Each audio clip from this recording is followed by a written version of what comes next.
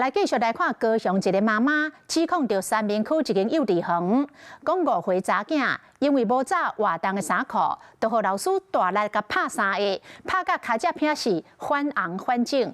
啊，講共這個老師2年前嘛捌因為查囝袂曉念數字，甲查囝耳仔扭着傷。雖然事後老師有承認錯誤，但是這媽媽拒絕對方的道歉，講這已經無適合做老師了。啊，幼稚園是回應講，已經甲迄個老師洗頭了。被照相所在，這個查某囡仔講會痛，伊的皮膚也有小可紅紅，淹過第6公前。對面警察頭有規大片的烏青，講是予老師拍。他問我你有帶衣服嗎？他就走過來跟我說。我要修理人了，就打我了3下。這個囡仔講到伊被拍過程，這個查某囡仔老母講，代志發生喺5月初8。這個5歲查某囝因為無紮室外活動備用的衫褲，就予老師修理。迄暝才發現講，因查某囝受傷啊。你沒有帶衣服，是老師打你？他說對，而且還打了我3下，用力。然後他還跟我說，老師是在他沒有穿衣服的情況下打下去的。我嚇到。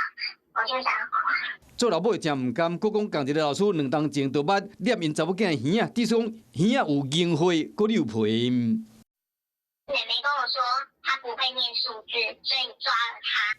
這擺經過驗傷後，倒邊肩胛頭有傷。老師雖然講有上門會師的，不過當事人的老母攏拒絕。被指控是佇高雄三民區這間幼稚園，園方表示講，第一時間已經進行通報，並且已經將當事老師改評啊。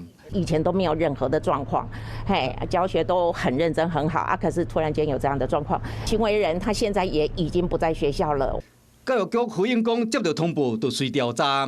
本案若查證屬實，涉案人會面臨最高新台幣60萬的罰鍰，並可處以解聘，最重可處1到4年終身不得進入教保服務機構任職。針對涉案的機構，教育局將看前一個輕重，處以減招生、停招、停辦，還是廢止設立的許可。是講指控的老母表示講，因查某囝已經驚去上課啊，心內陰影恐驚短時間內無法度去除。Hello， 我是張新文，想要搶先掌握最及時的新聞資訊嗎？趕快訂閱、按讚、開啟小鈴鐺，鎖定華視新聞 YouTube 頻道。